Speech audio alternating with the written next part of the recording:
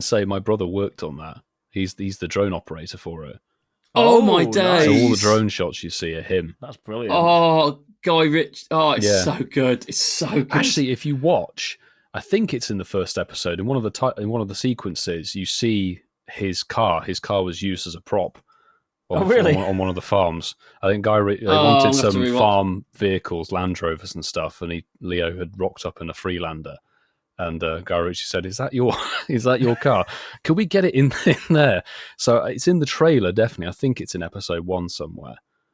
That's mental, Milo. Your brother did that. Yeah. So what does your brother do officially then? He's a drone operator for aerial cinematography and that sort of thing. He's done loads of different bits and pieces. But they were working on FPV. FPV. Yeah, but the rigs that they use these days are insane. But he was working on The Gentleman from 2022, I think, and through 23. The girl in it, she's brilliant. The brunette who was in Skins. Oh yes. Oh, her character's amazing.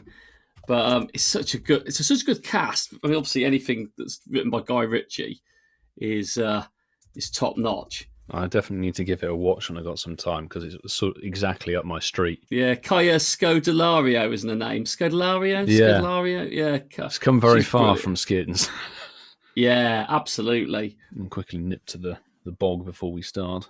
The lavatory, Milo. There's a lavatory. The lavatory that is currently under construction. I hope the lavatory isn't under construction. No, that's one of the few things that's remained intact. Milo, you're having a right old session, aren't you, over there, my friend? Oh, yes. Well, the bathroom has been sort of 0.25% done for like 4 years.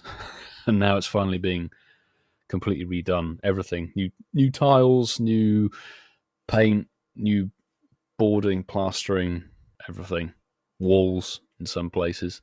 Walls are good, mate. I tell you, walls are good. They're good for privacy.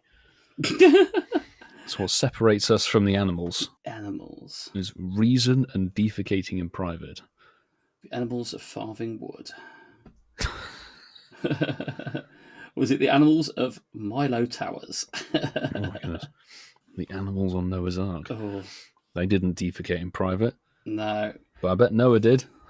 Hey. I bet Noah had a nice hole in the ship. The sheep. Not the sheep. Depends how many sheep he had. On a sheep. You put one of each on, but put an extra female sheep on for his comfort. Oh my god! Oh dear God! He wasn't Welsh, as far as I'm aware. No.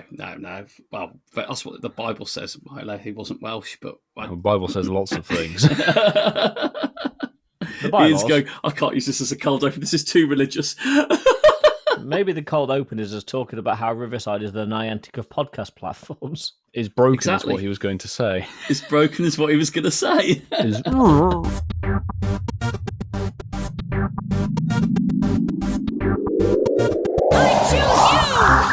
This week on the Incensed podcast, how was our weekend of whale hunting? How much pussy was there in Oxford? And it's going to be a classic green bagels on April the 7th. Welcome back, everybody, to the Incensed podcast. It's episode 163. We're all crossing our fingers for some smooth sailing with the uploads, but we have Ian Waterfall, we have Masterful27, and myself, Pogo Milo UK, steering the ship of inconsistent Riverside uploads, possibly. Boys, how are we doing after a rather busy weekend? Well, so far, we've been in contact with Riverside tonight. We've been given a temporary fix, and I hate to admit it, but it seems to be working. So hopefully we're going to be good. Fingers crossed. But yeah, I mean, after the weekend in Oxford, it was a good weekend. It was a busy weekend, but it was good. It was good. We should do it more often. Froze there, Ian. Did I? Not for me. No, you froze again there, Ian. Up. Get that. No, we've got to do it more often, actually. Yeah, I mean, it's nice to be the three of us recording tonight's show after spending time with each other at the weekend as well. So, absolutely, I think it was fun seeing a new place. Oxford, fantastic city. Yeah. It's nice to play the game with a beautiful backdrop in the game and in real life. Yeah, and I think it was... It's definitely as we're getting the better weather now, aren't we? And that appetite to want to do more in person, it's definitely there. But no, really good. Thanks, Milo. How are you, more importantly, mate? I'm doing good, mate. I'm along the same wavelength. It was great to get out and about and go to somewhere we'd not played Pokemon Go before. Oxford, I have visited before, but never tested the networks. All I'll say is before we pick a destination next time, I'm going to definitely check the cell surface before we venture up You didn't there say that before and decide to Chester do when I was meets. having problems. I didn't know. I hear That's the thing. Croydon's got good 5G capability. I hear Cambridge has got a good cell service. I hear Brighton has as well, Ian. Too far. Brighton actually does. When we middle. went to Brighton on our road trip for Klefki, the signal was actually okay down there, but there's no way until the weather gets a lot better I'm spending 5 hours in a car just for 3 hours of play. 10 hours in a car for 3 hours of gameplay. Bring back 6 hour community days, Ian. Yeah. No, definitely not. No. It's an even longer day then, but it's good to have us three on the show, and there's a lot we've got to reflect on because it was a busy week last week, and there's some cool stuff coming up in this week's show. Before we dive into what episode 163 has to offer, listeners, Pop your incenses, champions. Let's go. and if you get something shiny or a Pokemon Go catch that means something to you and any value, we'd love to hear from you. Drop a post on our socials, tagging us at Incensed Podcast on X, Instagram, or Threads. They all work. Via our campfire community, you can email us contact@incensedpodcast.com, or finally, we have a WhatsApp number. Vasa, do you have it to hand?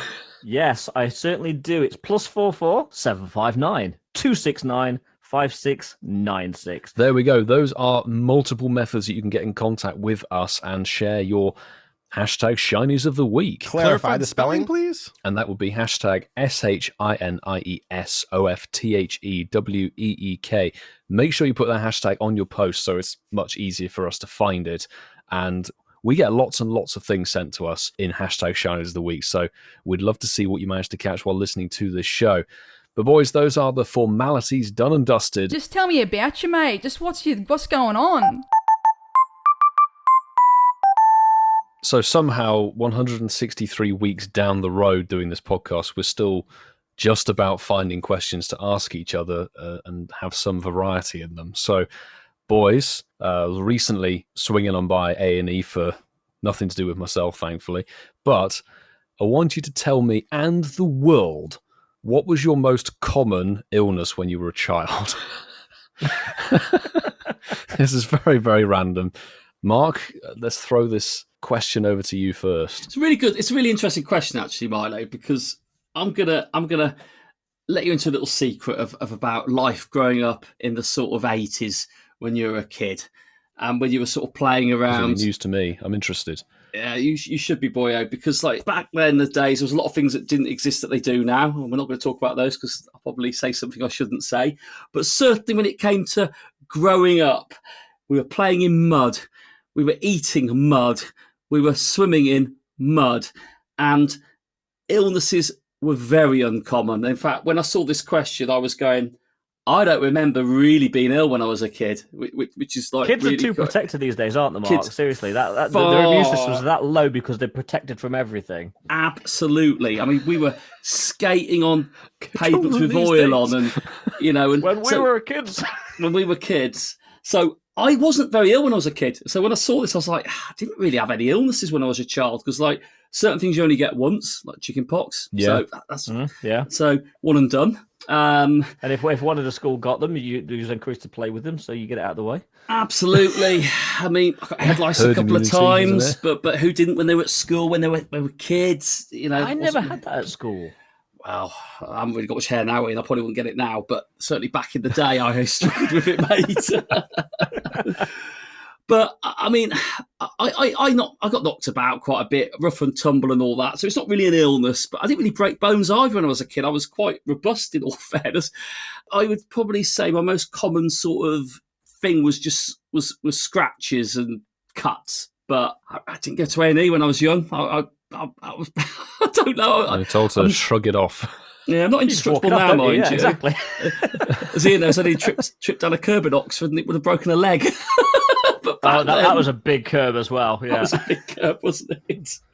We'll get on to Ian curb crawling later. Yeah, so I haven't really got anything that I can really offer in terms of illnesses. But yeah, knocks, bumps, scrapes, but didn't break anything. Very freakishly robust, but it's probably a generational thing because, like I said, you weren't protected from it all. You're allowed to just get out there and play out there and didn't have to worry about all the things that happen now. So I reckon it was all the eating of the mud.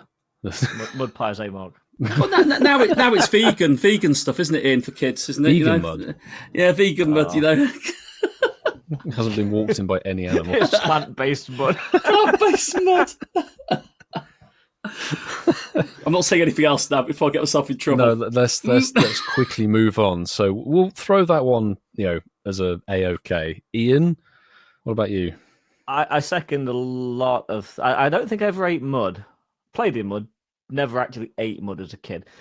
But I second a lot of what Mark said. When we were kids, and it was a different time back then, even from when you, Mr. Fetus, was a child, it was a very different time then, because playgrounds were like, if you looked at an 80s playground now, you'd have a heart attack. I'm sure they'd be roughly the same in the 90s. They were like climbing frames that were not based on like that soft rubbery ground. You fell on concrete. It was concrete or like bark, wood chippings. That was later. Yeah, that was more the 90s. That was my time, yeah, the 90s, when I thought, 90s. let's put splintery wood down. That's nice. So, yeah, we got knocked about as kids, but you know what? You would literally just walk it off, put a plaster on it if you got cut or something. But in terms of the specific question to what you asked, what was the most common illness? Now, I don't have parents around anymore to actually get this definitive answer from. But I remember as a kid, I had tonsillitis an awful lot, to the point where I was told that if I had it much more, they'd have to take my tonsils out, which luckily they didn't. I still have them. But my answer would be tonsillitis. But tonsillitis was cool because you got ice cream for that. You did, actually. That was how they cured it, wasn't it, back then? Good remedy. Ice cream. Well, that's a little bit annoying because that's what I was going to have to say. I honestly thought we'd all go for the same answer, to be honest. It's very common, isn't it? A lot of people, or a lot of children, suffer with tonsillitis. I had it endlessly, repeatedly, constantly, and they were pretty much, even in the 90s, were still very much like, if you get it much more, you should really have your tonsils removed, to which my parents refused, and I've recently had it again now, when I'm nearly 30. So that's really good fun. But yeah, tonsillitis was a constant plague for me as a child. Yeah, I remember getting it a lot also. They moved on to antibiotics or other bits of medicine, not ice cream, when I was a kid. Yeah, I mean, back in the 80s, they'd give you antibiotics for anything. Yeah, I think that's the same for the 90s, really. Just thought, have a bit of this. I'm sure this will help. Yeah, but that was their answer to everything, wasn't it? At a certain point, like, I've hurt my head. I've bumped it. Well, I'll take your tonsils out. But no, they're fine. Leave them alone. I did say on the show notes that we should pick the fourth from the Patreon suggestions, if there were some. We might have to pick two. Yeah. Pick three if you want. Three. I think we could go with what Maz has written, which is constant ear infections, which is kind of understandable. Yeah. So we've got tonsillitis, cuts and scrapes, and the plague. And ear infections. A bit of plague. That's great. You can put the rat emoji next to it. Yeah. Cool. Well, we'll be seeing how those options perform on the poll a bit later. But we're going to throw it over to Cascada to talk about our trip to Oxford and Lytton Community Day. Absolutely, Whitfield. So last Saturday was Lytton Community Day. That gorgeous little... Well, it's not quite albino the shiny, is it? Because its eyes don't go pink, but it turns into a beautiful white sort of cat with the sort of red face. So it literally goes from black to white with the exact same face. And it's a great shiny. The shiny family is okay, but what made it more special, I would say, for the three of us is that we decided to play it somewhere different. So we looked at a map and we thought, well, where's sort of equal distance for each of us? Somehow we came up with Oxford, which was actually closer to Milo, strangely, than it was to me and Mark. But we chose Oxford. It was a gorgeous city that hates motorists. Thank you, Oxford. Yeah. You did not make our lives easy. But you know what? We had a great day. We had a proper good day. We had a decent squad turnout. And in terms of the Lytton, I did okay. My best shiny was a 2-star one. I wasn't there for the shinies. I wasn't there for anything other than the fact of seeing these two handsome gentlemen and our squad. And you know what? It was a great day. Talk to me. Milo, how did you find last week's Community Day? Well, I've got to say, I agree. The The community day itself, fantastic. One of the most hyped shinies in the game. Amazing shiny family. I'm sure people enjoyed the triple catch XP. I didn't bat an eyelid at it, obviously level 50, as we all are. It was good to play it in a new place. More fantastic to see the squad. Several people travelled up with us or from surrounding areas to join for the day, which was awesome. The only perhaps bad thing, and it's not actually anything to do with the community day, it's Oxford itself. Apart from being a nightmare to get into and find somewhere to park, the service in that area was very patchy, bad for EE, and then oddly bad for O2 in places as well, which just led to a little bit of annoyance with a few practicalities of what we were doing during the day. But that's nothing to do with the game itself. The game is affected by those circumstances. And that's the thing, isn't it? Because you're going to get cell service issues everywhere. Not everywhere can have 100% cell service. I had the same issues in Chester, if you remember. I do. For most of the day, I had to tether off you. Yes, and that's where when flicking between networks is okay, and then some people are on a network that happens to be functioning perfectly fine and people hotspot off it. But like O2. Well, it didn't work all the time. That was the main thing. It took. That's the weird thing, because it did for Mark and I. Yeah, I don't know if it was my device or something. Mark and me. Mark and me. Mark and me. I don't know if it was my device, but after sort of the first 40 to 50 minutes of the community day, I had about 10 to 15 minutes of dead time where I just couldn't get into the game at all. Tethering, not tethering, trying the two different phones, one for live stream, one for everything else. It was a bit annoying, but I'm going to put that to the side because that's not the community day's fault at all. That's where we decided to play, and my phones perhaps, or the network playing up. The community day itself was a real blast. Really good fun to just play a community day kind of as you're supposed to. Just go for the shinies, go for the XL candy and grind it, catch everything. Had a few come through field research, which was really nice. So a couple of decent 3-star ones. I actually forgot to evolve the shiny at the end of the day. So I'll do that probably at the end of the year at this rate to get the exclusive moves. Getting Blast Burn and Darkest Lariat on it, is very, very cool. 2 new moves for the community day. And it was lovely to see you both as well. Although I know we parted ways at some point and then met up very briefly afterwards, but yeah, you did, didn't you? I blame the cell service for that. What about you, Marky? In Hitchhiker's Guide to the Galaxy, the answer or the meaning to life is the number 42. The meaning to life or the meaning to get cheap car parking is 9153. So it really is. Make a note of that, everyone. If you want to go to Oxford in the future, 9153. It's your long stay car park at the railway station if you're not using the train. That's the meaning to cheap parking in Oxford. Community days for me are about being with people. They're about being with, it's travelling and that. And like you said, Milo, I'm pleased you corrected yourself because phone signal has got nothing to do with the game. 100%. But Oxford is a beautiful city. Historically, I had a few Inspector Morse references thrown at me, which actually, very true. I didn't include that in my summary of the area, but beautiful place. Lovely to see. Oh, Morse, yeah, but Lewis. Too young for Morse, yeah. My Lewis as well. Yeah. Oh, yes. Yeah. Sorry, Ian. Yeah. Sorry, Miley. However, if you're in your middle ages, you'd have known that reference. Now, so much history. And the thing I loved about our group that we were playing with is people were sharing stories about the places we went around it. And it was just really nice to play the game with a new immersive background, which we're very fortunate in the UK to have now, but also seeing it in a place and seeing how the game interacted with the surroundings was really exciting to see, and must have had a hell of a few different backgrounds to pick from. The new backgrounds are awesome. They really are. Oh, yeah. Favourites when you get the river in the background. Yes. That looks so good. Oh, so Shan good. like that one too. Yeah. Really, really good. So, will I go back to Oxford and play Pokemon Go? Probably not. But that isn't a criticism of Oxford. I think, like we said...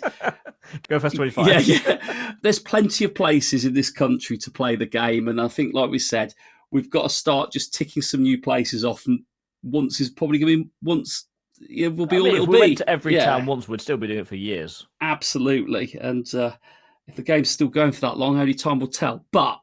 thought it was really good. Thank you, everyone, for coming. Like you said, I lost track of the game, actually, because I was pleased I could do some Shadow Raikau raids because I haven't done any. So for me, that for me was about 4, didn't we? Yeah, we did 4 in the end. It was a big buzz. Got a 6% Shadow Raikou, which I was Nice. absolutely That was good. over the moon with. In a big city like Oxford with loads of gyms, they were still hard to do a train on them. Do you know what I mean? So it shows you when you're in a rural location how they just don't work, unfortunately. So in a city, we were able to get 3 or 4 done. I was excited because I did that. So yeah, Oxford loved it. Loved Community Day. Great Pokemon. Hate the evolution line for it. Keep them all as Littons. And I maxed out my 0% Ivy. You did. Well, I maxed it out, actually. Oh, you maxed it out, didn't you? Yeah. You maxed it out for me. So yeah, brilliant. I've been with my boys. I've got the bus for it now. I've got the bus for Community Days on the road. And we could look forward to April, perhaps. Cambridge. Yeah. Let me check the coverage first. As I said before, we'll check that. But should we do a Community Day rating? Yes, let's do it. Go on, Vasa. Out of 10, Lytton Community Day. Well, for me, it's not about the Mon. So, I mean, Lytton, great shiny. Torracat, okay shiny. Not a massive fan. No, Incineroar, no. Not really a big fan of that one. But that aside, Lytton Community Day, Oxford, Incensed podcast, great squad, beautiful surroundings, new background. I've got to give it an 8. Solid 8 from Ian. What about you, Marky? You know, I agree with pretty much everything Ian said there. I think for me, it's about the experience. The Pokemon helps, obviously. You know, if it was Weedle Community Day and we were in Oxford, I think we would have all probably played it for about half an hour and then and just knocked it on the head. And I think that's a fair point, isn't it, Mark? Because when Milo kind of disappeared, was playing the game, but it wasn't about the Littons. Do you know, for a new Pokemon, I switched off from it quite. It's yeah, I about mean, hour we were two. saying after like an hour and a half, 2 hours, we're done. We're happy chatting with people. We're happy time with spending. The squad that was there was happy just spending time with all these great people. So my rating then is based on the fact that we saw a miniature Sydney Harbour Bridge in Oxford. So we did see that. We that did. was pretty cool. I jumped on, actually. You jumped on it, and you spent all my Stardust on it as well, Ian. I did. Well done. We saw a miniature Ayers Rock. Yeah, we did. We had an Australian sing the Australian national anthem to us. We did. That was memorable. And we had a slightly more muddier River Thames, didn't we? As well as There was the Thames, and there was like Thames adjacent. There was a bit Thames muddier. adjacent. Yeah. That was it. But no, the people made it. I think the fact that we all had enough about us to go out there and get it done, and actually we didn't pay a fortune on car parking, so that doesn't score against the location.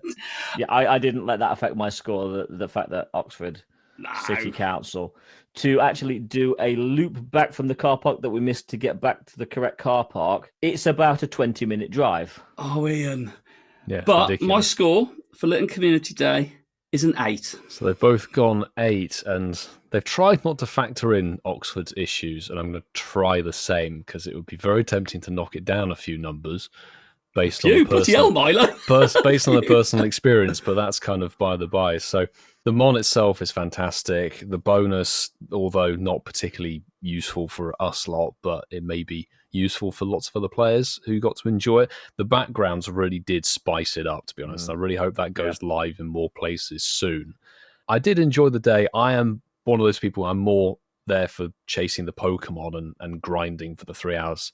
So I would join you guys in giving it a solid 8 for the overall event. If I was going to factor in my signal issues, it would come probably down to a 7.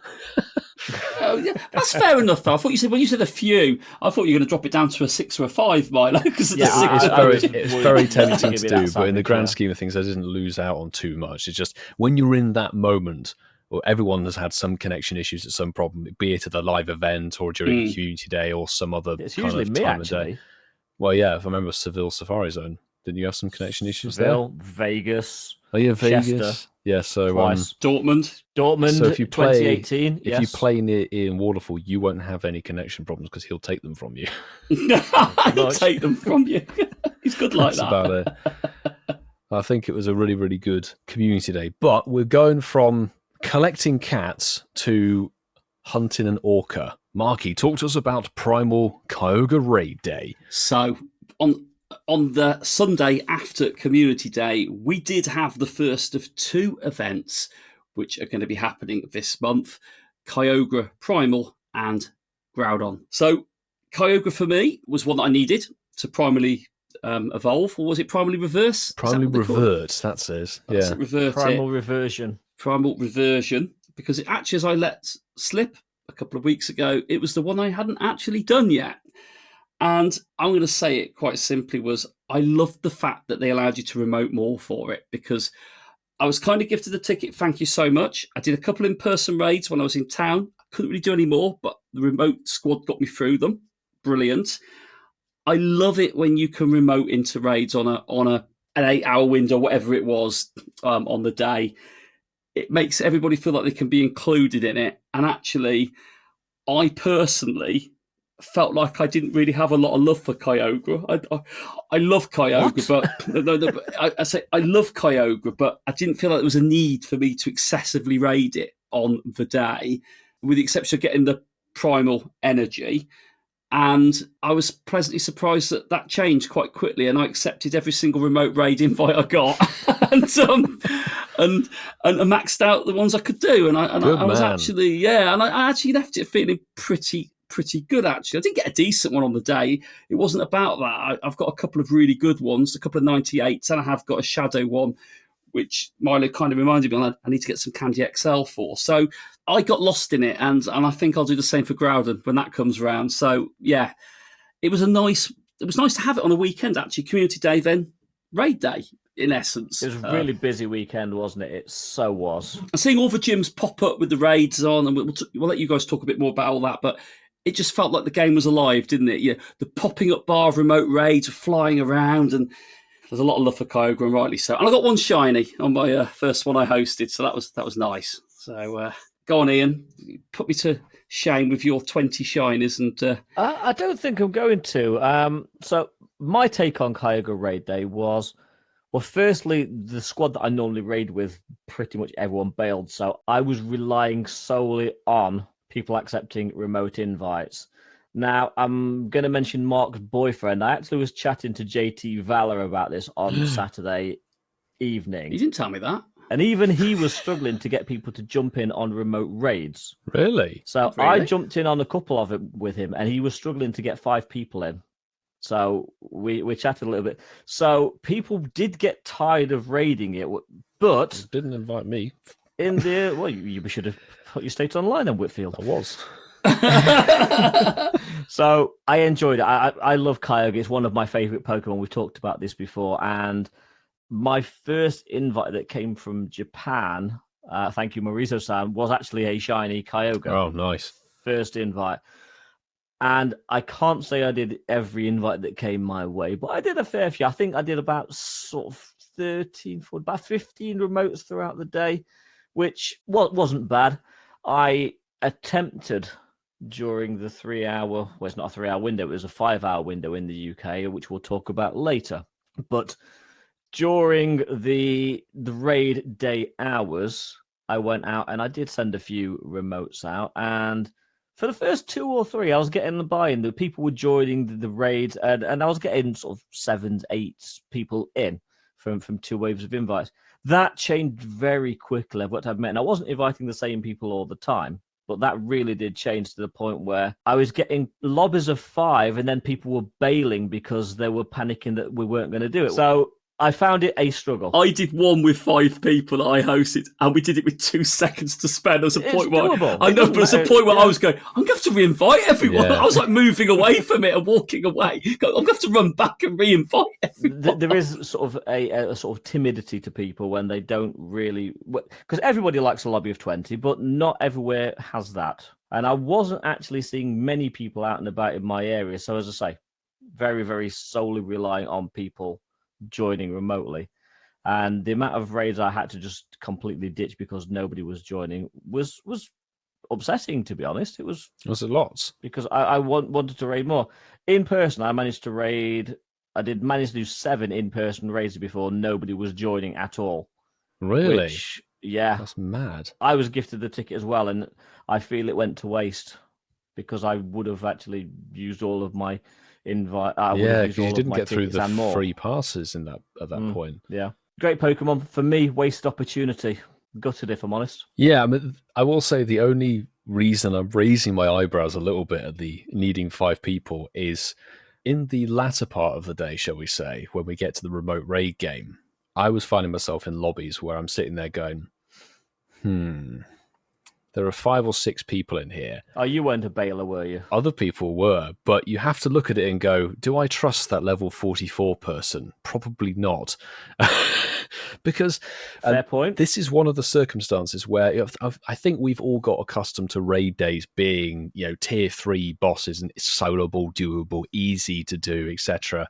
Not a problem. This is the first legendary raid day in what feels like a year and a half, I think. While. Long time. Yeah. I know we've had Shadow Raid weekend stuff, but they're not the same. They're not actual raid events. They just sort of, if you can find one, like Marky said about Ryko, if you can find one, you go and do it. If you can, have the people. This one, there were quite a few people out, but not as many as I was suspecting. I think people were busy with other obligations, but we had a good little crowd out, and I didn't have any problem with getting people to build up the raid lobby. I do think there were potentially, shall we say, joystick Top Gun enthusiasts out and about in strength in London. Some lobbies were less full than others. I did actually end up losing, I think, 2 remote passes due to the lack of not necessarily people in the raid lobby, but people not using the right counters, meaning we timed out and then they didn't re-invite, and you've lost what is a $2 raid pass. That's what I'm going back to with it. It's definitely doable with 5, but if you're jumping in with Pidgeys and Lugies, it's not going to happen. Yeah. The other thing is that, much like the previous point saying we're used to kind of tier 3 raid days, Primal Kyogre is bloody powerful, really it's powerful. A mega, isn't it? Let's face it. It's a seriously boosted legendary, and it feels like 80% of the raids that we did had Blizzard on them, which annihilates your grass types, so you can't use grass types, and annihilates your Zekrons and any electric flying type, which is most of the legendary electric types you want to use. So really, Zac Efrons, exactly. So you're left with Raikou and potentially Mega Manectric if you're using it. There aren't actually very many Pokemon that aren't weak to Blizzard that would be super effective versus Kyogre. So you find yourself fainting out a lot of the time, and I think people towards the end of the day did get possibly tired or worried that they're going to lose their passes. I think that's a good point because it ran for 5 hours in every time zone, apart from the time zones that were affected. We'll talk about that in a minute. Yeah. But I think there was definitely raid fatigue as the raid days went on in each of the locations. Yeah, I mean, I don't know about you boys, but for this one, we did the 3-hour window and then called it a day because we're like, most people had gone home before 5 p.m. We're like, there's no point in us really loitering around for the next 2 hours trying to hope to get people in. We've done the 3-hour raid day as the event was advertised. We'll do our remotes a bit later. The event overall, absolutely smashing. I will say my expectations, I know Marky was going for the primal energy. I was going for the restock on it. I just wanted as much primal energy as you could get. I think the maximum you could get was 90 from these. I remember in a previous episode, I thought it was similar to the mega energy, but it's not because it's legendary primal energy. You get a lot less per raid, which is fair enough. It's more powerful. That's why you want more people in the raid lobby to increase the amount of Premier Balls. Get more people in the raid lobby. I know, but that's where people are like, "Oh, we'll try a re-lobby and re-invite people," rather than sitting through a lobby of 5, because you'll end up with fewer Premier Balls to try and catch the thing. And a lot less energy. Absolutely. Again, Mark's very rural. He struggles. I'm in a reasonable sized town and I was struggling. But sometimes you can't have a lobby of 20. Sometimes you just have to do the raid with what numbers you've got. The last thing is, if you're sitting there local and trying to invite people, you know what's happening. But those people who are remoting in are probably going, well, there aren't enough people here. I'll just jump out and you can re-invite me. That was totally what was happening. That's what happens. And, you know, it is what it is. And I don't think we would have had the same problem for Primal Groudon, which happened yesterday as you're listening to this potentially, because Groudon's double weak to water as a primal, so it's a little bit easy to take down. But the other thing I wanted to go for was the rare XL candy, and I got gifted the event ticket, and I was expecting a few decent drops. Again, over the course of the last season, the rare XL candy drop from those tier 3 Hisuian raid days was really good. I ended up the day with about 25 or 30, having done 30, 35 raids. I did the same amount of Kyogre raids and ended with 10. I got 4. Yeah, so I think the drop rate was really bad. I got this 6. So but I want to go to a point that's just been raised in our Patreon chat. And Barside says, raid days have come around so often now that many casual players are just getting tired of the cost and the time that they have to spend. And I think the timing of this probably also played into it because people were out playing on Saturday for Community Day. To have a raid day on a Sunday, not many people could devote a whole weekend just to play in this game. That's the thing is, again, we're looking at this as people play the game almost every single day, smash all the events that we can do. But yeah, the regular day-to-day player won't have a whole weekend available. So they might prioritize the community day because it's easier to play and it's vastly more free to play than a raid day. Admittedly, you get 5 passes to utilize, maybe 6 if you've stacked up the one from yesterday or the day before. We'll have to see how the Groudon one played out on next week's show. But I think as the event, it was good, really, really good to have it in play. Perhaps it could have been wiggled around a little bit with a few bits and pieces for the day. But I don't know about you guys. Go on record. Okay, go on. I actually, again, record. The audience is going to hate this, but I wouldn't have actually been opposed to them just doing a Primal Kyogre and Groudon raid day where they spawned randomly. That would have been quite nice, and put them both on this weekend. That could have worked better. I think that's an interesting theory. But I do want to know about, just quickly, the shiny versus the number of raids you did. Did you get many shinies, you guys, Ian? So I did 22 raids, including the remotes, and I got 2 shinies, so 1 in 11. Okay, so your rate's not too bad, actually. Marky, what about you? I was seeing Ian's there going like, 1, 2, 3, 4. Doing proper maths. If it kept going. Well, I thought you were on about the shinies, Ian. So when you were doing that, no, I did 23 raids and I got 1 shiny. So 1 in 23 is my sort of rate. And I maxed on the remotes. I think we did 31 in-person raids, 20 remotes on the first day, and then after midnight managed another 10 before the West Coast ended. Of course you did. Yeah. So that is roughly 60 raids. And I got 2 shinies from it. Damn. And they were in the first 30 as well. So there was a big chunk of time. All the remotes after we'd done our in-person raiding didn't deliver anything. That's money well spent then. But there were people out there who did 50 plus, 60 plus raids, didn't get a single shiny. And it was a lot of people going, is it really? Because they said, advertised in the article, it's boosted, which if you boost something. As we said, boosted can be by 1%. Yeah. 0.1%. 0.1%. So looking in the chat, Herms Ninja did 43 raids with 7 shinies. Yeah, there we go. Paul has done 90 raids, 7 shinies. And I am Prius, Italian Tripod, did 49 raids and got 4 shinies. Well, that was our weekend of Pokemon Go events, but we did ask on X earlier this week the listeners how your weekend for Litten and Kyogre went, and we're going to pick up a couple of comments from that post here. So Malcolm Burgess has posted, had a great success with Listen Com Day with 15 shinies plus a cast form. Commiserations on that one. Awesome success with Raid Day since we had around 30 people raiding in person and got 2 shiny whales. So very, very good hauls, and that looks like a fantastic group shot from a community ambassador, actually. So thanks for writing that in. I've got one here from Spikers29.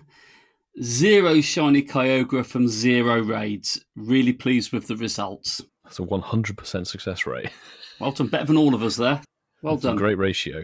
And I'll finish off. So we got loads of comments. We can't go through them all, unfortunately, because we don't have time. But Kiwi Steve 007 said, great shiny look for Litten with weather boost. Whole time helping recoup dust for spatial rend. Got a team together to do Kyogre raids in my small hometown. And they were appreciative after things had died down after the thing we don't talk about that happened last March. So had a great time. Thanks, Coops. Thanks very much. Yeah. Thanks, Coops. We will say there were so many replies to this, so thank you very much for sending all those in. We did read them all, and we just had to cherry pick because of runtime on the show. But we do genuinely appreciate all of your feedback and interjection on the event posts. And we do read every single one, so thank you for interacting. Now, speaking of interacting, some say Niantic interns believe that Zarude is a famous DJ, and that they harvest moisture from ducks. All we know is it's time to ask the intern. Zarude Sandstorm. You saw Zarude in LA, didn't you? Yeah. Ducks and moisture from ducks, Ian. I'm loving this. This is good. Yes, we have to actually go back to Ask the Intern because, surprise, surprise, an event happens and APAC gets stuck with some quite major issues. So We're just going to read the first. Well, there is only one post actually. They didn't acknowledge the issues apart from we have resolved. So literally, it was just sorry. This was on the 17th at 7 a.m. UK time, by the way. Trainers, we have resolved server issues that were impacting Primal Kyogre Raid Day and have extended the event until 7 p.m. local time to all regions, which a lot of us were like, oh, okay, so we've got a 5-hour raid day. However, there was a reply here from our guy, Kiwi Steve. So Kiwi Steve replied and he said, in terms of not holding back, extended raids for later unaffected time zones was not the right compensation for issues. And by the time that was in place, it was 8 p.m. for us, so we got nothing extra.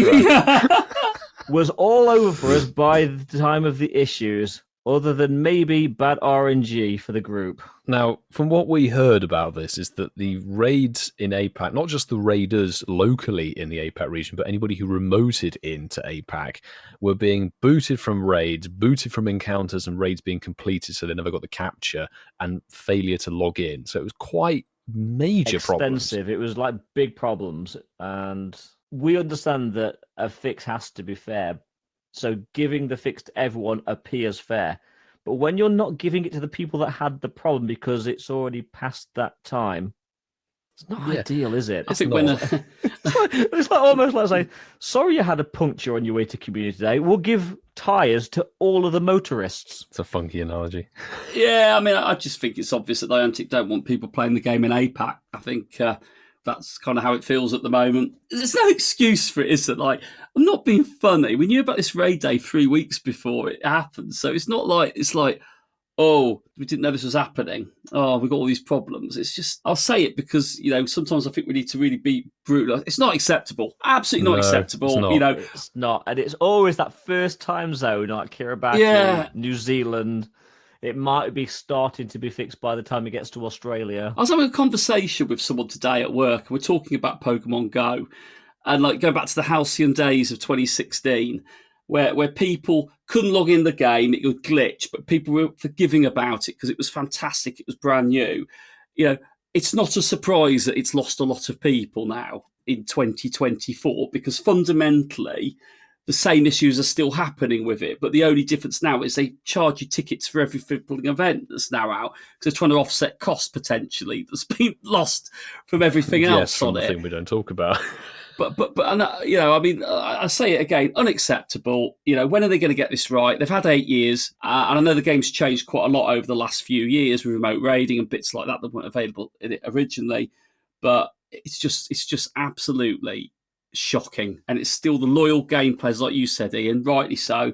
All the people with the punctured car tyres, they're watching everybody driving around with the new tyres that don't need them, and they've still got their punctured tyres. It's like, it's poor. It's true, absolutely and poor. That's my biggest issue with this was the level of compensation they gave, because in essence, we didn't use our extra 2 hours because there weren't enough people out. We didn't need it. We didn't have a badly affected raid day. I was reading a few posts. I saw KT180X and a couple of other people who were playing in APAC. They resolved the issues and added the extra 2 hours, but by the time they'd done that, they hadn't announced it yet officially.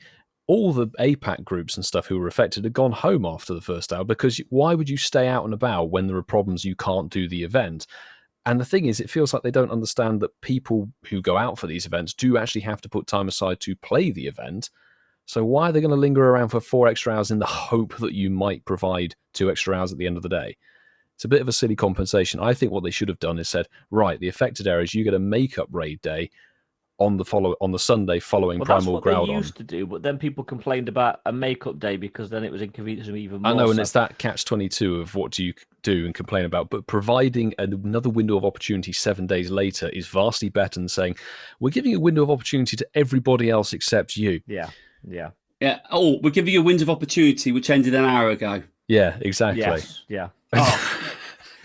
Oh.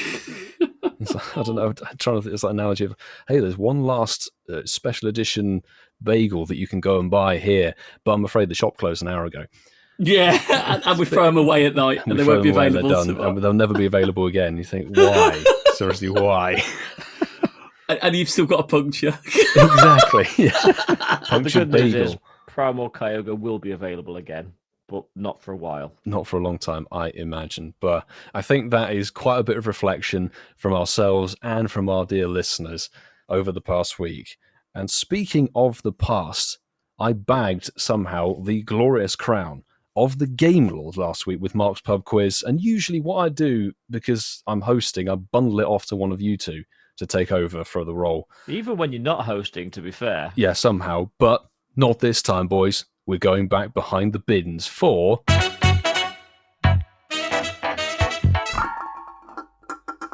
Yes, we have back-to-back pub quizzes, boys. Nice. This is mental, this is. This is jokes. Keep bringing it back. And I've named this, I'll let the listeners know on the show notes, I've named this pub quiz Weather, Whales and Wonders, which we know it's because of Weather Week, Kyogre being an orca, and Wonders because, well, we're talking about an event a little bit later that has it in the title. So, there are, a bit like Marky did with his GoFest quiz, there's 3 pairs of questions with each of these sections. So it's a direct head-to-head Mexican standoff, boys. Cue the sting. Let's see how you guys do. Sorry, are you boys ready? Ready? Yes. Hosts are ready to rock and roll. So, question number 1. This is weather focused. This is a very funky name. I think it's called in the Reunion Islands, has the record for the most rainfall recorded in a 24-hour period. But how much rain actually fell? Is it A, 45.6 inches, B, 69.2 inches, or is it C, 71.8 inches? And that is over a 24-hour period recorded in the course of records existing. Ian, give us your answer first. There's only one answer I can go for. 69, dude. Okay, Ian has chosen the meme number. In my head, I was just going, it's got to be 69. But what I'm going to do, because I think it's fun to have different answers, unless we're both hell-bent and we know it, I think 71 sounds like a more believable answer, even that's the largest number out of the 3. A lot of rain. A lot of rain, but if you've got 69 inches already, you might as well throw 2 more. It ain't going to make a difference. There'll be an extra 2.6 inches on that one. Yeah, okay, so you're choosing C then. Gotcha. Now we're going to whale facts. So, Basilosaurus was a predatory prehistoric whale that went extinct 33.9 million years ago according to the fossil record. But what year was it discovered, obviously by humans, not by any other creature? So, Is it A, 1793? Is it B, 1834? Or C, 1901? And Marky Boy, go first on this. I've no idea, mate. What a surprise, but I'm going to go in the middle this time. I'm going to go B. Okay, so you're going slap bang for the sandwich filling. Sandwich filling. Oh, okay. Dear. Right, Ian. I'm probably going to regret overanalyzing this, but I think A is to me seemingly too early to start spotting fossils and sort of knowing what they are. No, they were all busy burning witches. Okay, I'm going to play it. And I'm going to play it safe. I think 1901 is probably a safer bet, but I've no idea. Okay, so you're going C then. And the answer's A. I suppose the logic is whales live in the sea. Oh, yeah, I like that, Ian. That's very good. Great questions, Milo. I like how you pulled these ones out. These were definitely not constructed just before we hit record tonight. Right. Definitely didn't seem Googling things. No, Googling random facts. We definitely weren't doing that. So, question 3 is about wonders. Wonders of the world, wonders of God knows what. But boys, Stonehenge, based in Wiltshire in the UK, is a World Heritage Site. But when did it become a World Heritage Site? Was it A, 1974? Is it B, 1981? Or C, 1986?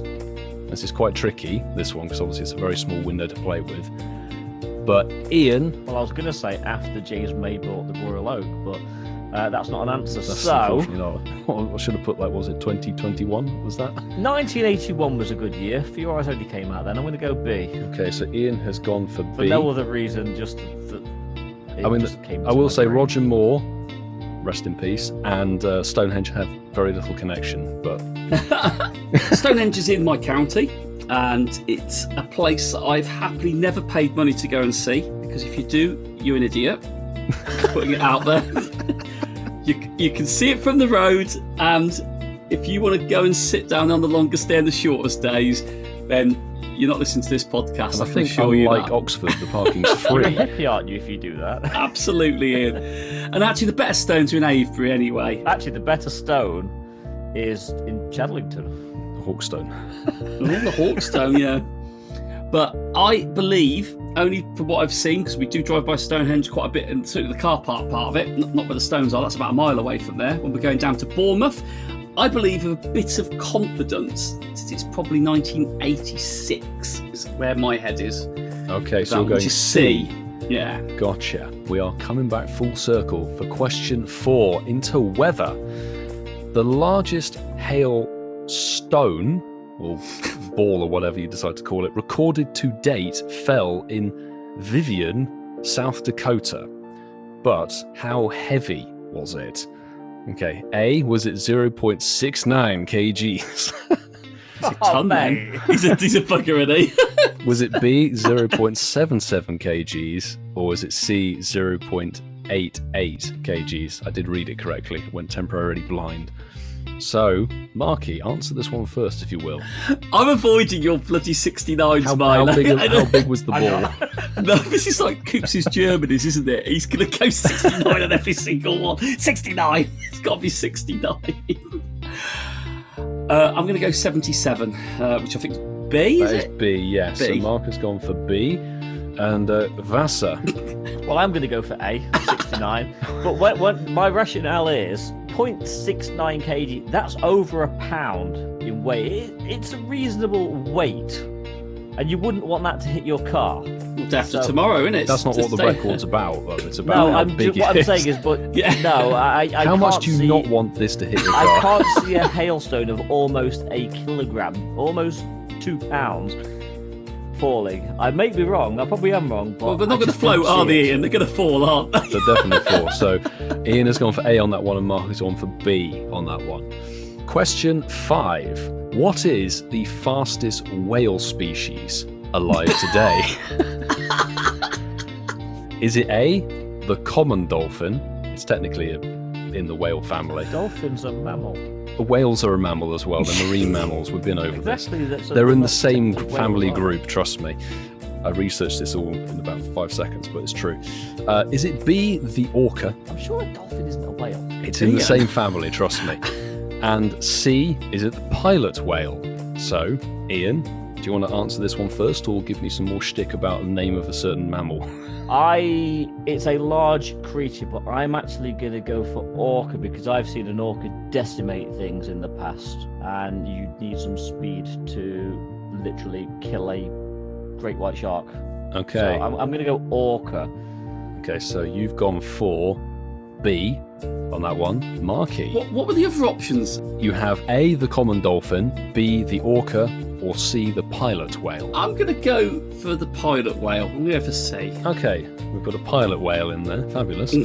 And question 6. Pay attention, boys. The final one. Machu Picchu is one of the wonders of the world, an abandoned city sitting at 2,430 meters above sea level.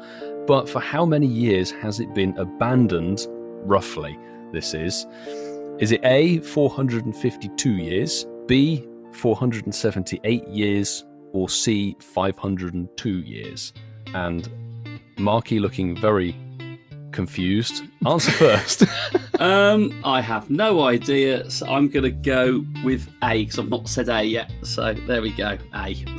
Okay, so Mark has chosen A, and Cascada. I equally am as baffled by all of these questions. I love a really random question quiz. C.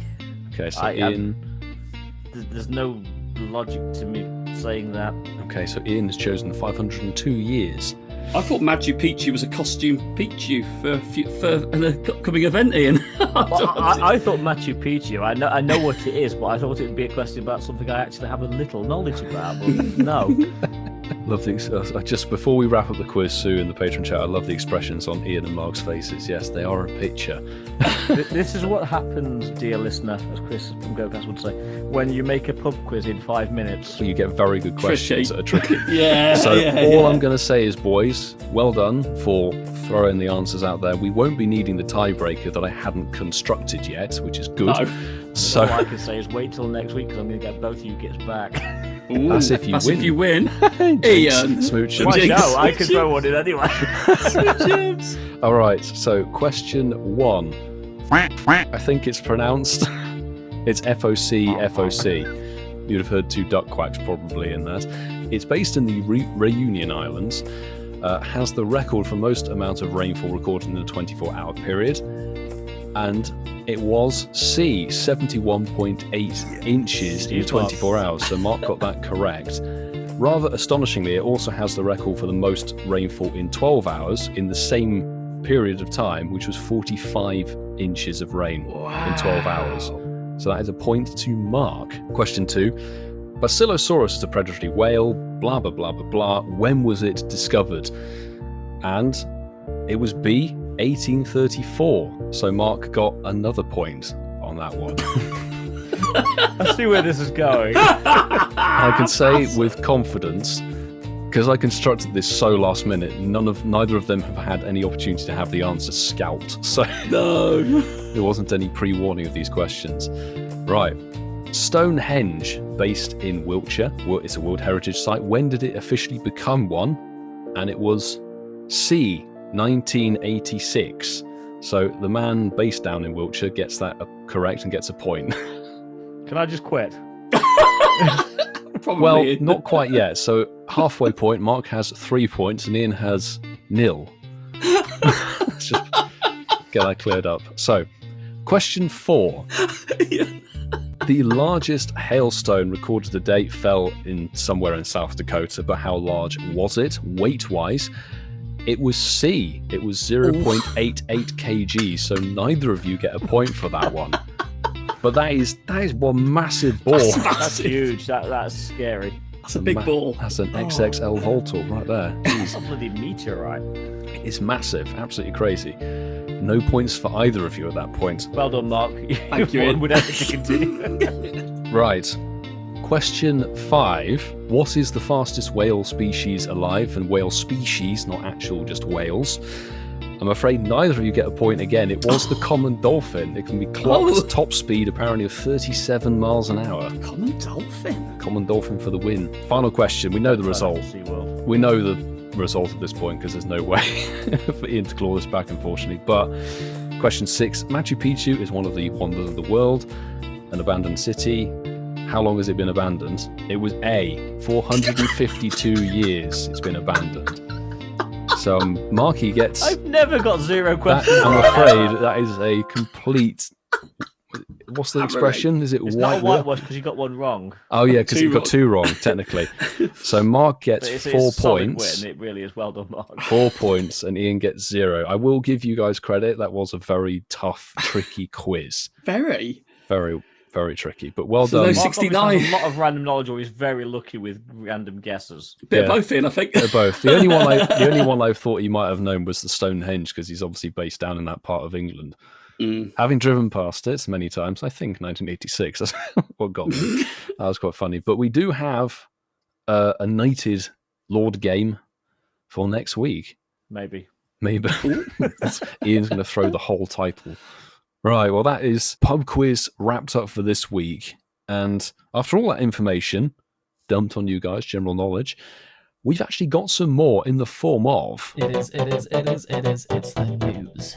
Sorry, I'm still reeling from that epic loss at the pub quiz. And the World of Wonders is an event that will be starting this coming Wednesday, March 27th, so just before Easter, 12 a.m. to 11:59 p.m. on Sunday, March 31st. So a short 4-day event here. Save Shadow Ground. A new special research will be available at the beginning of this event that will eventually reward you with a super rocket radar, an encounter with Giovanni, and Shadow Groudon, boys. Can't wait. That's going to look so good. It is. It's going to be a nice one. We also have the opportunity to save Shadow Mewtwo, because Shadow Mewtwo will be returning to Pokemon Go in Shadow Raids. Shadow Mewtwo will appear in the 5-star Shadow Raids from Saturday, March the 30th to Sunday, March the 31st, local time. Doesn't actually tell you the times, just tells you the dates. To see that, yeah, there's no time on it. But over that weekend, they will be appearing at some point. Shadow Raikou will not appear during the event. And just to clarify it, 5-star Shadow Raid, Shadow Mewtwo. But if you're lucky, it could be shiny. That's juicy. As we said on several shows ago, try and coordinate, look for the campfire groups, local groups, and see if you can get a team together, because you need people to take this one down. You need people to take it down, and remember, you cannot remote a Shadow Raid, so you need in-person raiders with you to do this. Indeed, and this is one of the most powerful Pokemon in the game, so go and get it. I think it's the most powerful Pokemon. I think it's even better than Mega Rayquaza. Something that is definitely not better than Mega Rayquaza is the eggs. But there is actually some good news festered in amongst the egg pool. So the following Pokemon will hatch from 12-kilometer eggs. You'll be able to obtain those when you defeat the Team Rocket leaders. Also, for the first time, you'll be able to hatch shiny Sandile if you're lucky.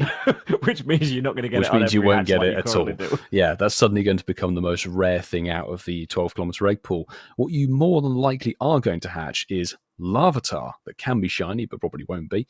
Pawniard, Vullaby, Dino, Pancham, Sandile the new shiny, and the two that still don't sparkle are Salandit and Varoom. So good luck.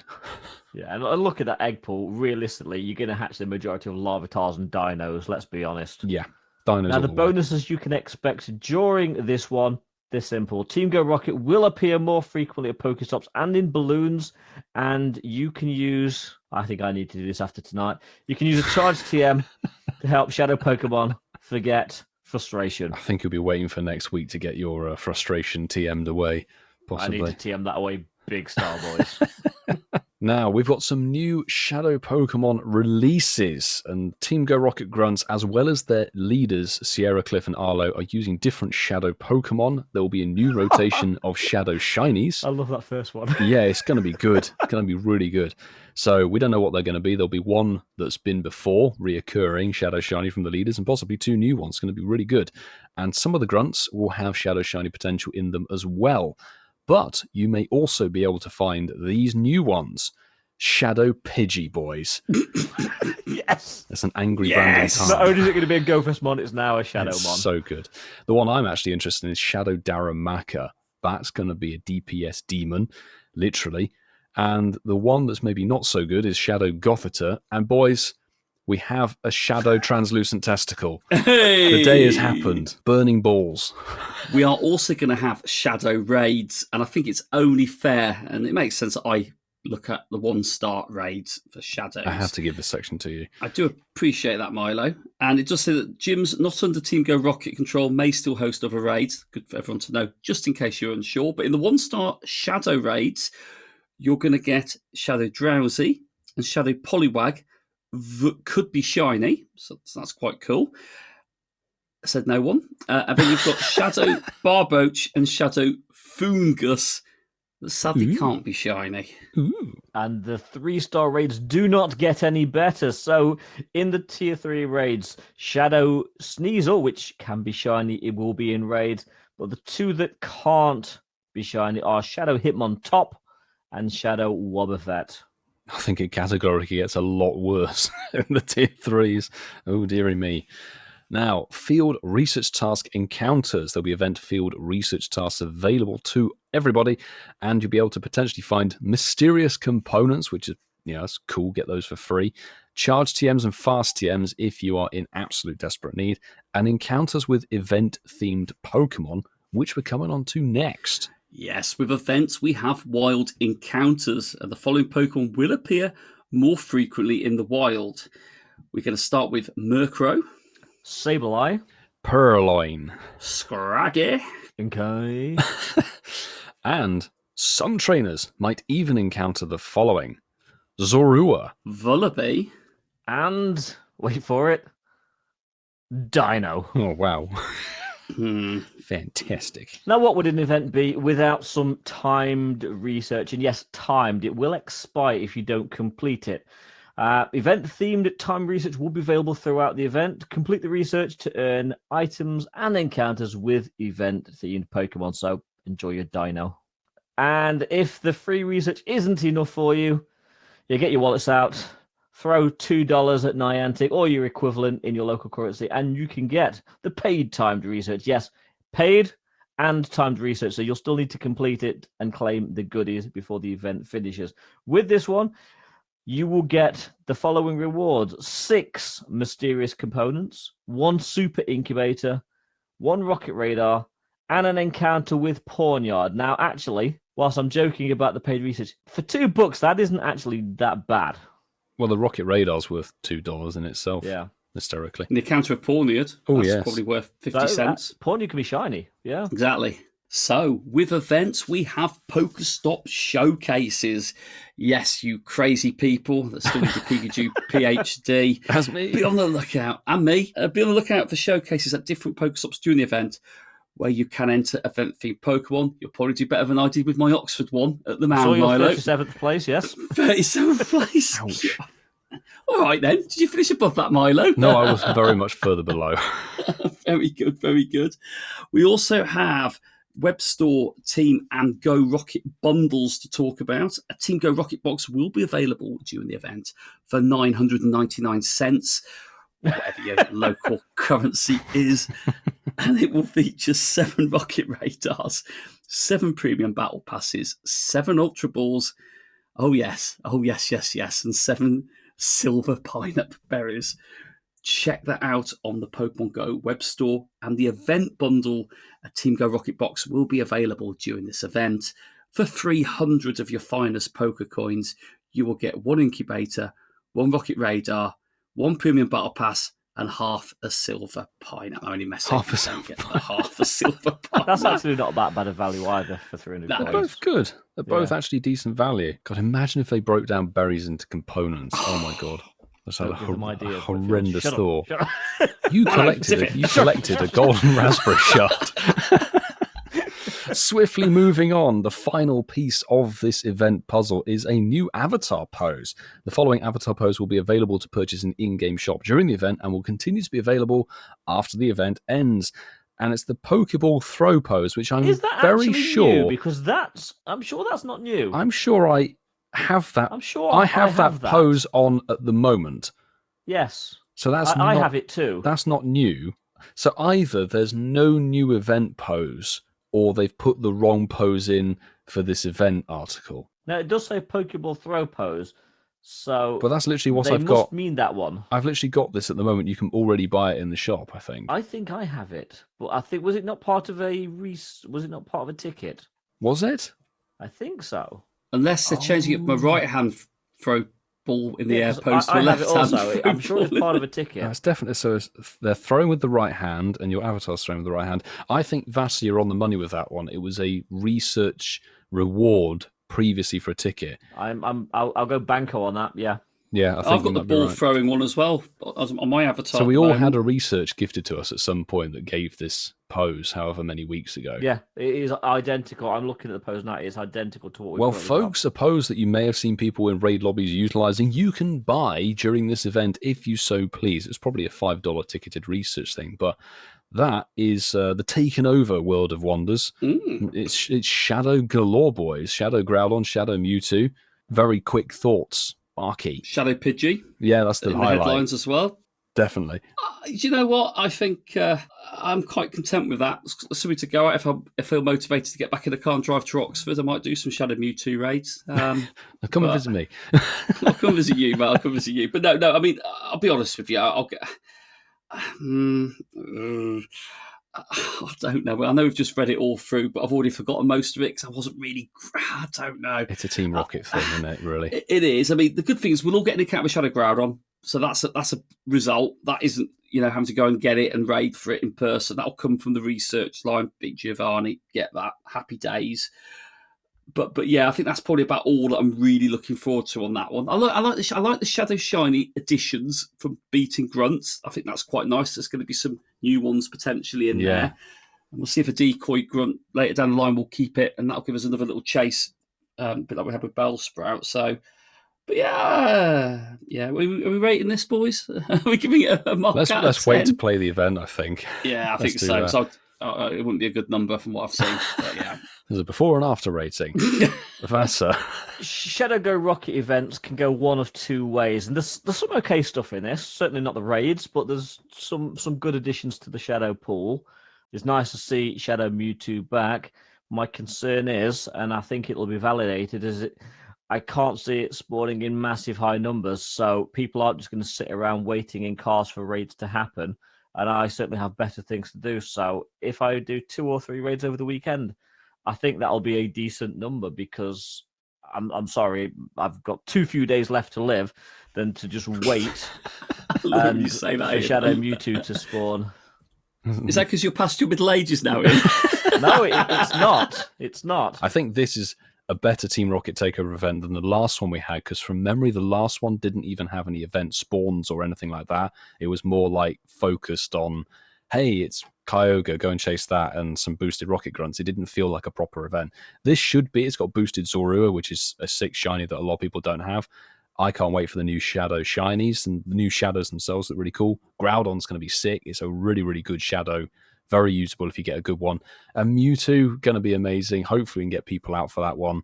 I'm very excited for that. It's going to end March. It's the end of March with that event, which is amazing. So I have high hopes, possibly foolishly, for that one. So yes, I only have 420,480 hours left to live, approximately.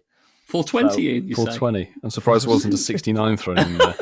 No, you had 69. So, yeah, look, time's too short just to wait, so I'll do them, but I'm not going to be spending all day, all weekend, just sitting around waiting. I beg you put that in a video title. Do it, Ian. I used this amount of hours out of this that I have left to live to raid Shadow Mewtwo. That'll be fantastic.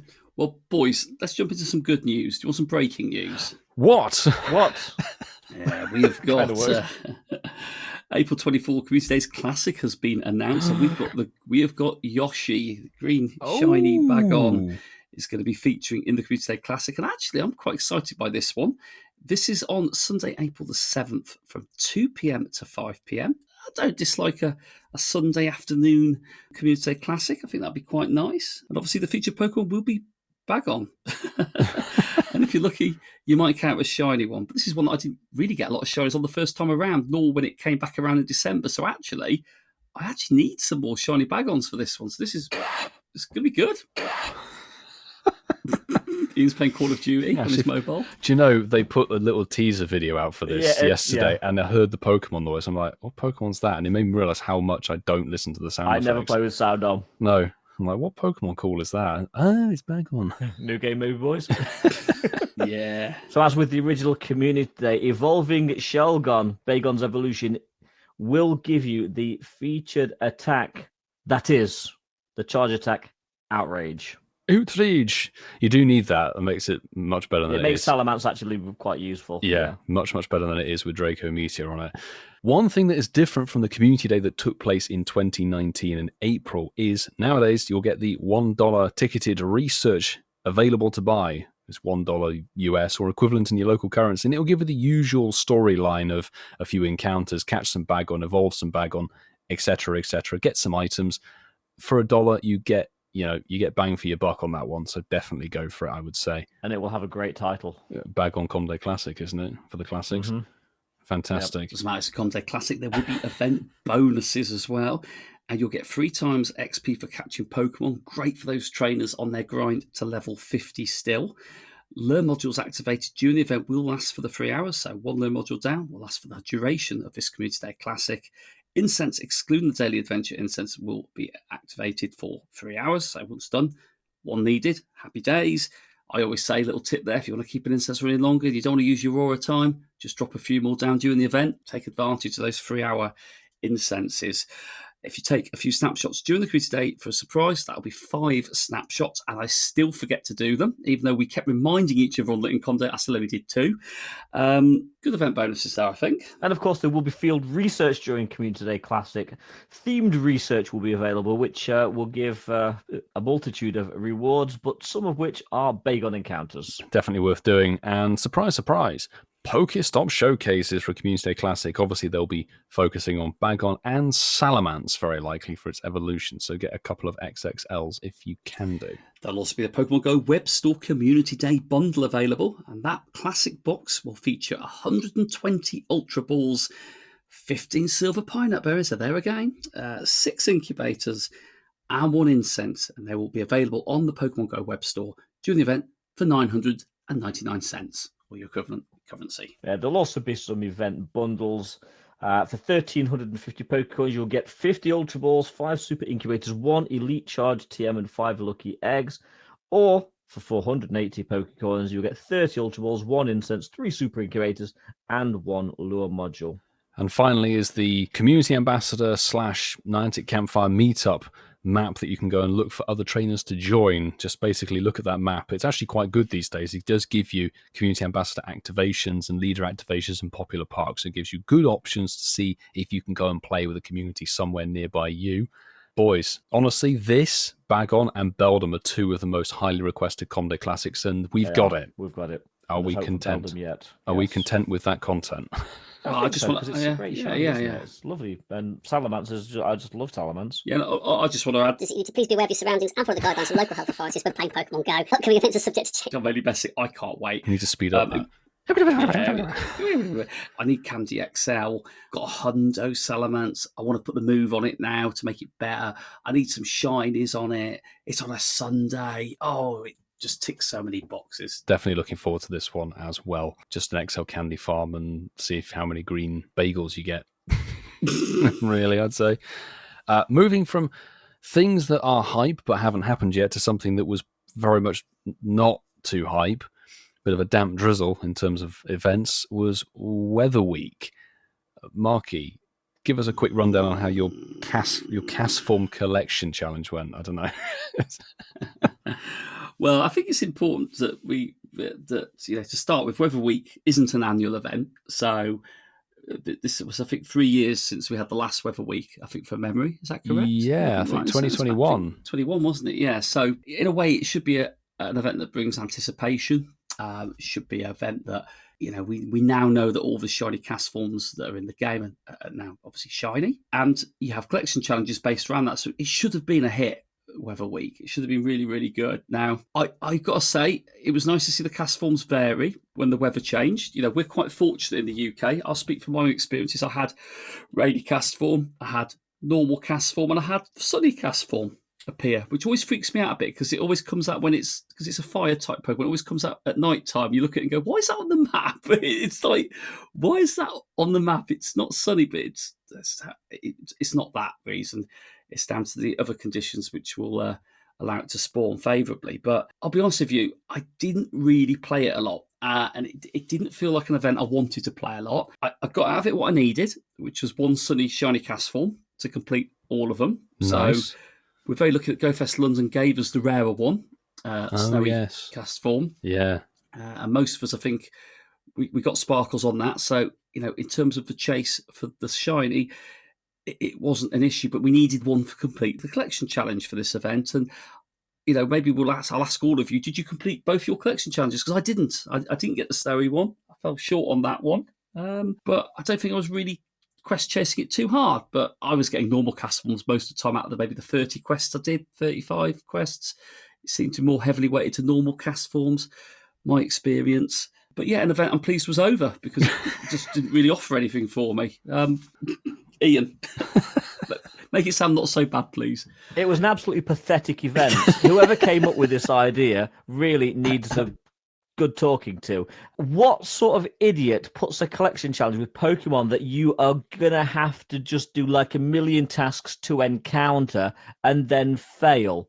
Yes, we all managed to get the 3 that were spawning. The snowy cast form, I didn't grind it as hard as I could because I actually have a job, Niantic, and I can't go out and do 20 to 30 tasks a day. Saturday was a community day. All of the tasks on Saturday were community day tasks. So how on earth do you expect me to get a snowy cast form from tasks? Similar to Mark, all I encountered, and I was doing probably 4 or 5 tasks a day, which for saying I'm spinning stops on the way to and from work is actually pretty good considering they were hard to find. It was absolutely ridiculous. So now I'm actually lost a point on my badge for my collection challenges because I failed. It is seriously, I'm so annoyed at this one. To actually put a collection challenge that was that ridiculously difficult is not on, and I don't think I'm on my own saying that. It was absolutely I think pathetic. a lot of people with you. Definitely, a lot of people. It reminded me heavily of that event we had not too long ago where there was a collection challenge for hatching. Yes. Where it was all complete art. You had to hatch the 4 I think with 4 Pokemon again you had to hatch. And unless you were doing multiple incubators constantly and had good luck hatching all of the 4 Pokemon featured, you couldn't complete the collection challenge. And I think a lot of people missed out on that one. Yeah, Mark did. I remember Mark saying he missed out on that one. That was more, that was pay to win. This was just, as you say, idiotically locked. Because, Mark, you were quite correct. I did quite a few field research tasks when I went out for day 1. Or should I say I tried to. And I think in about 3 or 4 hours of checking all Pokestops I could sort of see in the local area, which is maybe about 70 or 80, I found 6 tasks. And 5 of those were regular cast form. Like, I've got the damn thing spawning because we had nothing apart from partly cloudy and cloudy weather here. Yeah. Or windy, should I say. So we had the regular cast form in abundance. I was getting windy spawns when it was like really red hot sunny on Sunday. We even had rain and it didn't give rainy weather. Okay, I think there was 1 hour where it gave rainy cast form, but then it somehow wasn't weather boosted. It was broken in some way. So I agree, the collection challenge was really stupid. I did manage to complete mine, but only because other people in the community who were doing their, going on the bus, doing their commute, said, "Oh my God, I found the task and it's here. I got it from this stop." So is it fixed then? Is it fixed? They were fixed for the day. Yeah. So I found myself, I actually drove well out of my way to specifically go and get one task. And once I'd done the task, I just didn't touch the research again. And it's that thing of making it needlessly inaccessible, but also kind of pointless because unless you're I know they were boosted for the event, but if you're specifically chasing a shiny, most people want to go for the snowy and probably the sunny because they're the 2 most recently released and probably the most difficult to obtain. Certainly the snowy in vast parts of the world. I know maybe closer to the Arctic Circle, it might not be so difficult.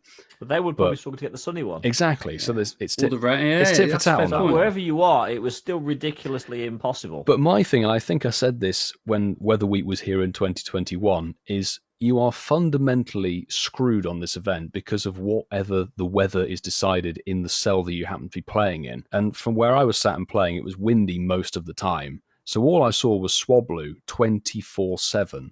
And it was just constant.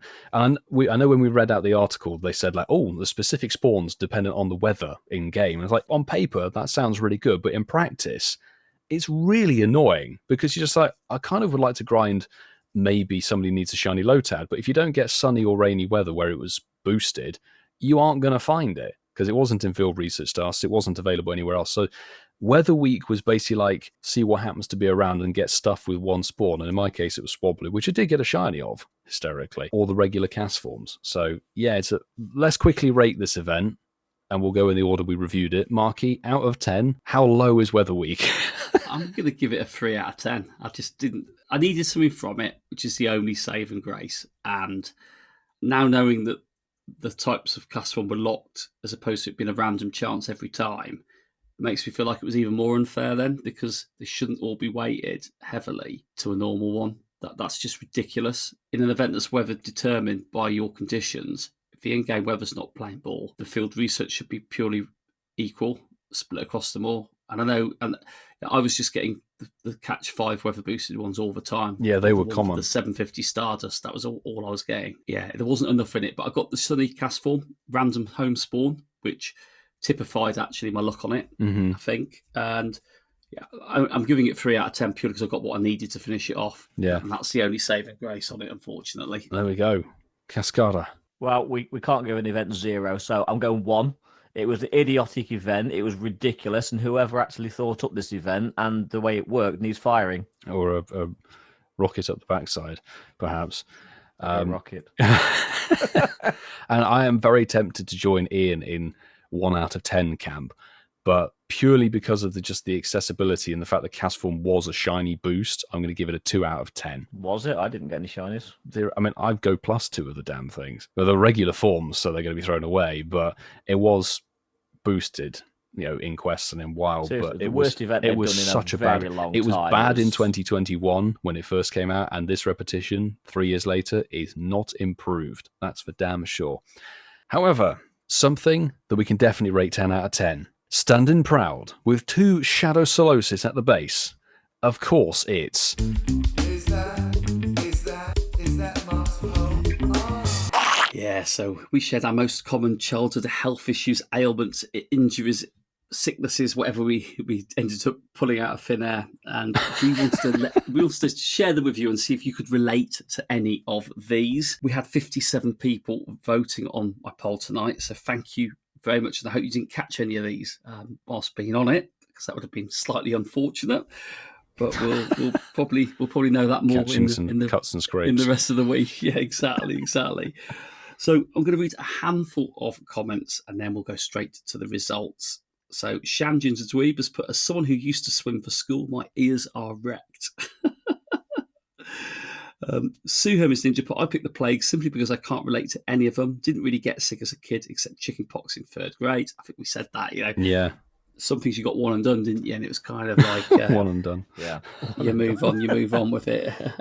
Let's make a couple of brand new ones, or certainly from people that haven't commented a lot before. Let's see. There's a GIF there from Iron Prius. Not a surprise there. Yeah, Steve Phillips has put, I rode a rally grifter. Bumps and scratches were my middle names. You don't do skids on gravel driveways without occasional injuries. That's very true. And I've got one here from the Tequila Man. That is Sanjay Schmoseby. I like the name. That's why I'm reading you out, buddy.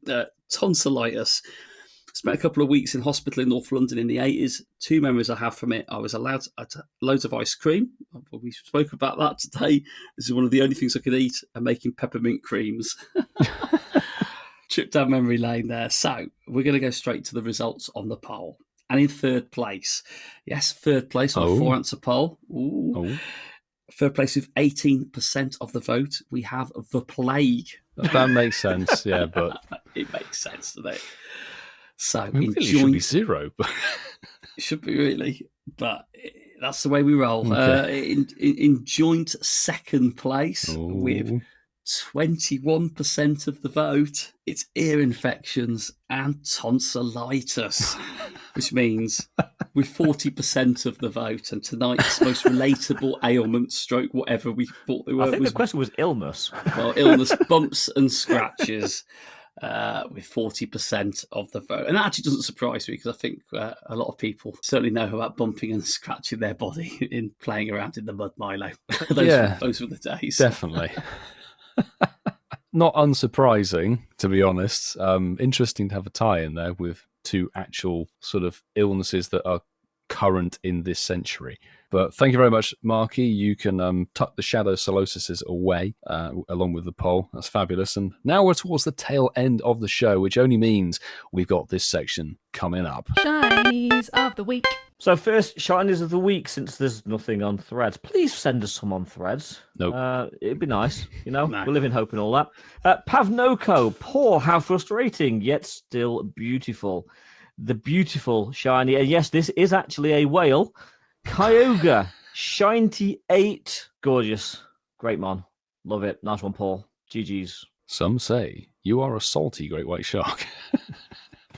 Well, that is they're actually, the bull shark can live in salt water or fresh water. There you go. Bit of trivia for you there. That won't be on next week's podcast. You should have saved that.